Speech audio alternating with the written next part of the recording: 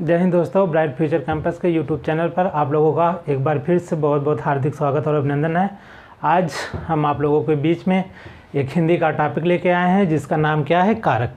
तो आज हम लोग कारक को समझने की कोशिश करते हैं, ठीक है ना। तो सबसे पहले हम देखेंगे कि इसमें देखेंगे कि कारक होते क्या हैं, ठीक है ना। और कारक हिंदी में कुल कितने कारक का प्रयोग किए जाते हैं, ठीक ना। हिंदी में कुल कितने कारक पाए जाते हैं। हम आज इन सब टॉपिक के बारे में अच्छे से चर्चा करेंगे। तो जितने बच्चे तैयारी करते हैं, हम उन सभी बच्चों को कहना चाहते हैं कि ज़िंदगी संवारने के लिए सारी ज़िंदगी पड़ी हुई है, उस वक्त को संभालिए जिस पर ज़िंदगी खड़ी हुई है, ठीक है ना बच्चों। तो आप लोग ध्यान से ब्लैक बोर्ड को देखिएगा और अच्छे से कारक को समझने की कोशिश करिएगा, ठीक है। तो आप लोग हेडिंग बना लीजिएगा, क्या, कारक। हम जानते क्या है कि हिंदी में कारक बहुत ही महत्वपूर्ण होते हैं, ठीक है ना। तो हम सबसे पहले कारक के बारे में जानने की कोशिश करते हैं कि कारक होते क्या हैं, ठीक है ना बच्चों। तो आप लोग हेडिंग बना लीजिएगा, क्या, कारक। तो आइए हम कारक को समझने की कोशिश करते हैं, ठीक है ना बच्चों। आज हम लोग कारक को समझने की कोशिश करते हैं। तो आप लोग हेडिंग बना लीजिएगा, क्या, कारक। तो जब कारक को हम देखते हैं तो कारक की एक स्वतंत्र परिभाषा निकल कर आती है जो बच्चों को समझने के लिए आसानी होगी। पहले हम उसको जानते हैं, ठीक ना। हम किताबी ज्ञान के बारे में थोड़ा सा कम नॉलेज रखेंगे, जिससे हमको आसानी से हमारे अंदर समझ विकसित हो। उस वाले टॉपिक को, उस वाले परिभाषा को हम पहले आप लोगों के बीच में लाना चाहते हैं, ठीक है ना। तो हम बताते क्या हैं कि कारक होते क्या हैं। तो हम कारक की एक स्वतंत्र परिभाषा निकल कर आती है जिसको हम बताते हैं क्या, कि जिसको हम कारक की परिभाषा बताते क्या, कि ऐसे शब्द जो वाक्यों में शब्दों को जोड़ने का कार्य करते हैं वही क्या कहलाते हैं, कारक कहलाते हैं। हम क्या कह रहे हैं बच्चों, हम यही कह रहे हैं कि वाक्यों में शब्दों को जोड़ने का जो कार्य करते हैं वही कारक कहलाते हैं, ठीक है ना। हमको पता है बच्चों, हम देखते हैं बच्चों कि जो वर्ण होते हैं, वर्ण मिलकर शब्द की संरचना बनाते हैं और शब्द मिलकर वाक्य की संरचना बनाते हैं। तो शब्द और वाक्य आपस में कैसे जुड़े होते हैं, जो शब्द और वाक्य को आपस में जोड़ते हैं उसी को क्या कहते हैं, कारक कहते हैं। तो कारक की जो स्वतंत्र परिभाषा निकल कर आती है, हम कहते क्या है कि वाक्यों में शब्दों को जोड़ने का कार्य करने वाले ही क्या कहलाते हैं, कारक कहलाते हैं। तो इसकी हम एक परिभाषा, स्वतंत्र परिभाषा लिखते हैं, किसकी, कारक की परिभाषा क्या लिखते हैं कि कारक की हम परिभाषा लिखते हैं क्या, कि वाक्यों में, आप लोग देखिएगा बच्चों, वाक्यों में शब्दों को जोड़ने का कार्य करने वाले ही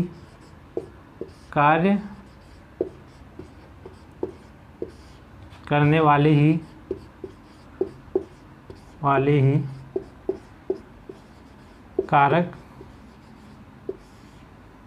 कहलाते हैं। ये बात आप लोग समझ पा रहे हैं जो हम लिखे हैं, इसको आप लोग समझिएगा। हम कहें कि वाक्यों में शब्दों को जोड़ने का जो कार्य करते हैं वही कारक कहलाते हैं। जैसे हम एग्जाम्पल लेके आप लोगों को समझाते हैं तो आप लोगों को जो हम चीज़ लिखें उसको आप लोगों को समझने में ज़्यादा आसानी होगी। जैसे देखिएगा, हम कुछ स्वतंत्र शब्द लिखते हैं, कुछ स्वतंत्र शब्द लिखते हैं, उसके बाद हम इसको देखते हैं। जैसे हम लिखें क्या, कि राजा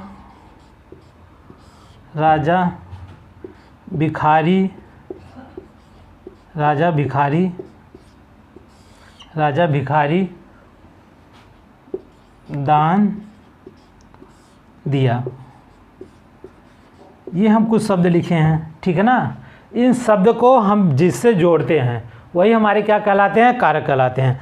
तो इस शब्द, अभी तो ये हमारे शब्द हैं, अभी तो ये हमारे वाक्य हुए नहीं हैं। जब हम इस शब्दों को जोड़ेंगे, जैसे ही हम इस शब्दों को जोड़ेंगे, हम देखिएगा इस शब्दों को जोड़ते कैसे हैं। इस शब्दों को जैसे ही इस शब्द को जोड़ेंगे तो ये शब्द हमारा किस में परिवर्तित हो जाएगा, वाक्य में। तो हम जोड़ते क्या, राजा ने भिखारी को दान दिया।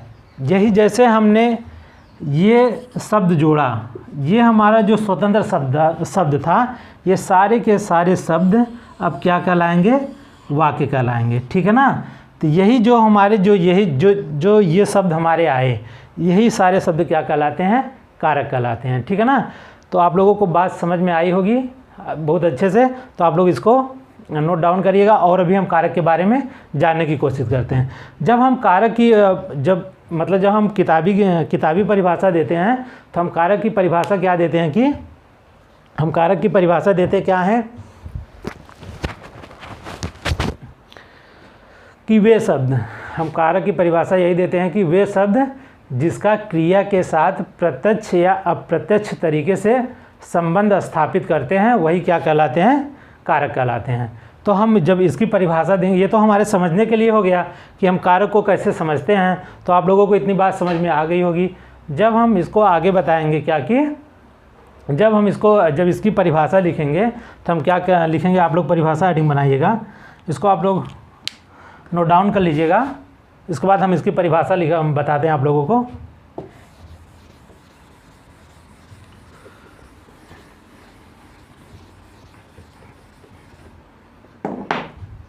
इसकी परिभाषा लिखिएगा, परिभाषा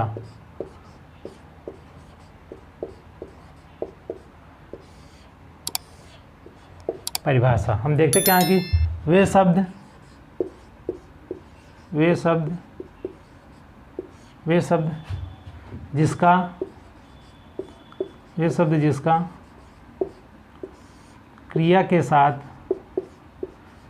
जिसका क्रिया के साथ,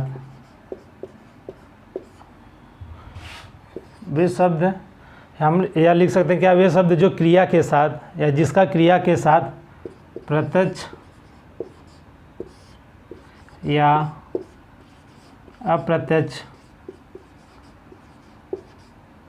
अप्रत्यक्ष तरीके से, क्रिया के साथ प्रत्यक्ष या अप्रत्यक्ष तरीके से संबंध हो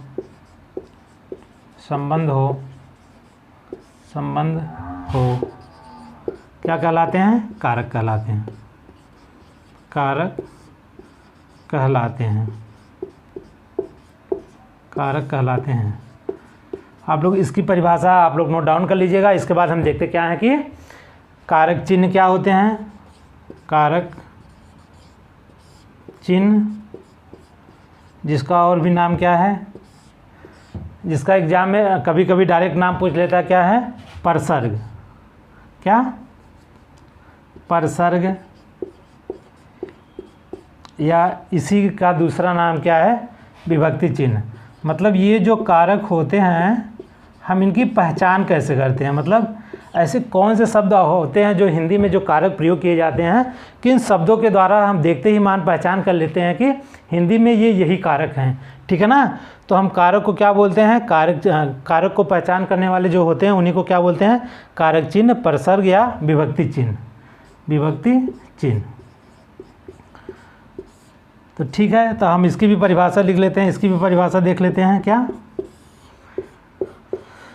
कारक की पहचान करने वाले, जो कारक की पहचान करने वाले शब्द होते हैं वही क्या कहलाते हैं, परसर्ग कहलाते हैं या कारक चिन्ह।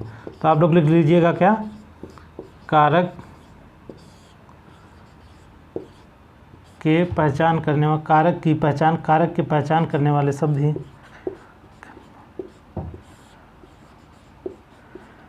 करने वाले शब्द ही विभक्ति चिन्ह या परसर्ग कहलाते हैं। क्या कहलाते हैं, विभक्ति चिन्ह या परसर्ग कहलाते हैं। देखिएगा बच्चों, एग्जाम में ना डायरेक्ट पूछ लेता है यहाँ से क्वेश्चन, एग्जाम में डायरेक्ट यहाँ से क्वेश्चन पूछता है क्या कि कारक चिन्ह को हम और किस नाम से जानते हैं। तो आपको 4 ऑप्शन मिलेगा, उसमें एक ऑप्शन भी रहेगा क्या, परसर्ग। तो आप लोग ख्याल करिएगा कि कारक चिन्ह को, और कारक जो चिन्ह होते हैं जिससे कारक की पहचान की जाती है, उसको और हम किस नाम से जानते हैं, परसर्ग के नाम से जानते हैं। इतनी बातें आप लोग नोट डाउन कर लीजिएगा। उसके बाद हम बताएंगे कि किसी भी वाक्य में हम कारक की पहचान को कैसे हम करते हैं, किसी भी वाक्य में कारक की पहचान कैसे करते हैं। और उससे बड़ी बात हम जब कारक किसी भी वाक्य में जब हम कारक को लगाते हैं तो वो कंडीशन क्या होती है, मतलब वो शर्तें क्या होती है, उस शर्तें के बारे में जानते हैं। तो इसके लिए 2 पॉइंट आप लोग देखिएगा। उसके बाद हम जो हिंदी में जितने भी कारक प्रयोग किए जाते हैं उस सब के बारे में आप लोगों को बताएंगे, ठीक है ना। तो इसको आप लोग नोट डाउन कर लीजिएगा, इसको आप लोग नोट डाउन कर लीजिएगा। आप लोगों को हम मतलब कोशिश कर रहे हैं कि आप लोगों को हर चीज़ एकदम अच्छे से समझ में आए। तो देखिएगा बच्चों, हम कह रहे हैं कि हम क्या कह रहे हैं, आप लोगों को क्या बता रहे हैं कि जो कारक होते हैं ये वाक्य में प्रयोग कैसे किए जाते हैं। तो आप लोग देखिएगा, इसकी कुछ कंडीशन होती हैं, कुछ शर्तें होती हैं। तो शर्त देखिएगा आप लोग कि कारक कैसे प्रयोग किए जाते हैं। शर्त, किसी भी वाक्य में आप लोग देखिएगा, किसी भी वाक्य में 2 या 2 से अधिक, किसी भी वाक्य में 2 या 2 से अधिक कारक का प्रयोग किया जा सकता है। हम क्या कह रहे हैं, आप लोग ध्यान से देखिएगा, हम यही कह रहे हैं किसी भी वाक्य में 2 या 2 से अधिक कारक का प्रयोग किया जा सकता है। लेकिन उसमें बात क्या होगी, कंडीशन क्या होगी, कभी भी कारक, जो कारक चिन्ह होते हैं जिससे हम कारक की पहचान करते हैं, वो वाक्य में एक साथ कभी भी हमको देखने के लिए नहीं मिलेंगे, ठीक है ना। तो आप लोगों को पहली कंडीशन क्या याद रखनी है कि किसी भी वाक्य में 2 या 2 से अधिक कारक चिन्ह का प्रयोग किया जा सकता है, ठीक है ना। तो लिखिएगा आप लोग, किसी भी वाक्य में 2 या 2 से अधिक, 2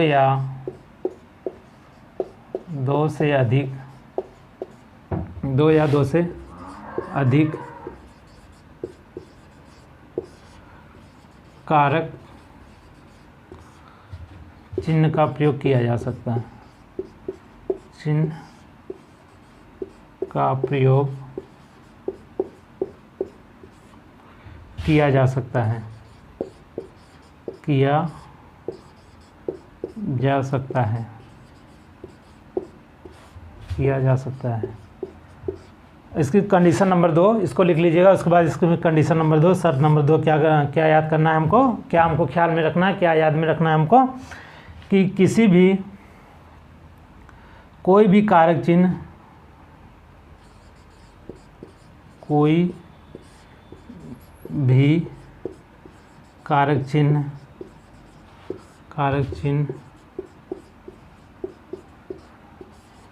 वाक्य में एक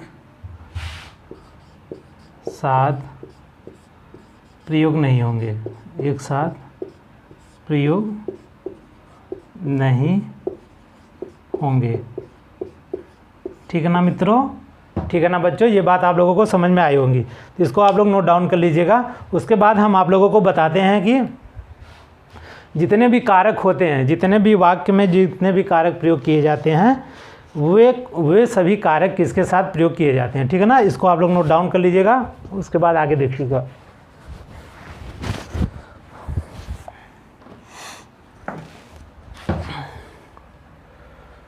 इसको आप लोग नोट डाउन करिएगा।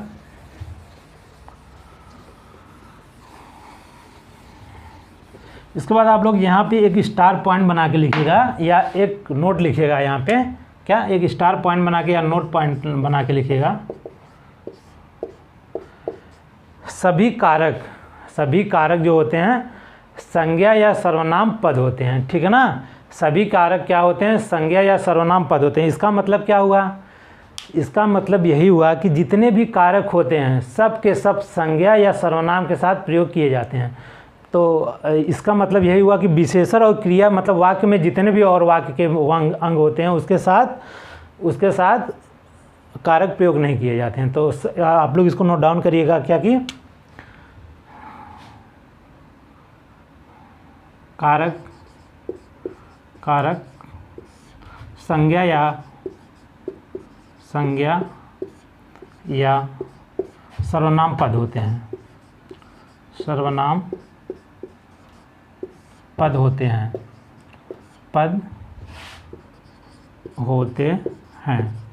आप लोगों को इसमें एक शब्द आया पद। पद की जब हम आप लोगों को वर्णमाला पढ़ा रहे थे तो उसमें हम आप लोगों को अच्छे से बताए थे कि पद होता क्या है, ठीक है ना। तब भी आप लोग अगर पद नहीं जानते हैं तो हम क्या पद की हम डिफिनीसन आप लोगों को यहाँ पे बता दे रहे हैं। जब तक व्याकरण कोई भी शब्द जब तक वाक्य में प्रयोग जब वाक्य में प्रयोग किए जाते हैं, शब्द जब वाक्य में प्रयोग किए जाते हैं वह किसी न किसी व्याकरण के कोई न कोई नियम के द्वारा आपस में बंधे होते हैं। तो वही शब्द जिस नियम के द्वारा आपस में बंधे होते हैं वही शब्द तब उस समय जब उसमें व्याकरण का नियम लग जाता है तब तब उसी शब्द को हम शब्द ना करके पद कहते हैं, ठीक है ना। तो भाषा की व्याकरणिक इकाई को हम क्या कहते हैं? पद कहते हैं। मतलब भाषा की व्याकरणिक इकाई को हम क्या कहते हैं? पद कहते हैं, ठीक है ना। अब हमको इसमें एक बात हमको ख्याल करनी है कारक में। इसमें हमको एक बात याद करनी है कि जो संज्ञा के साथ कारक प्रयोग होते हैं वह स्वतंत्र रूप में होते हैं। मतलब संज्ञा के साथ कारक क्या होते हैं? स्वतंत्र रूप में प्रयोग किए जाते हैं।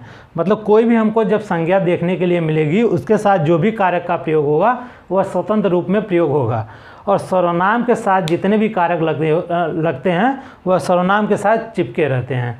इसका मतलब अभी आप लोग आगे समझ जाएंगे, ठीक है ना। जब हम कारक को बताते हुए चलेंगे तो आप लोग इस बात को समझ जाएंगे। तो आप लोग को बस सिर्फ इतना याद करना है कि संज्ञा के साथ कारक स्वतंत्र रूप में प्रयोग किए जाते हैं और सर्वनाम के साथ कारक जो होते हैं चिपके होते हैं, ठीक है ना। मतलब संलिष्ट होते हैं।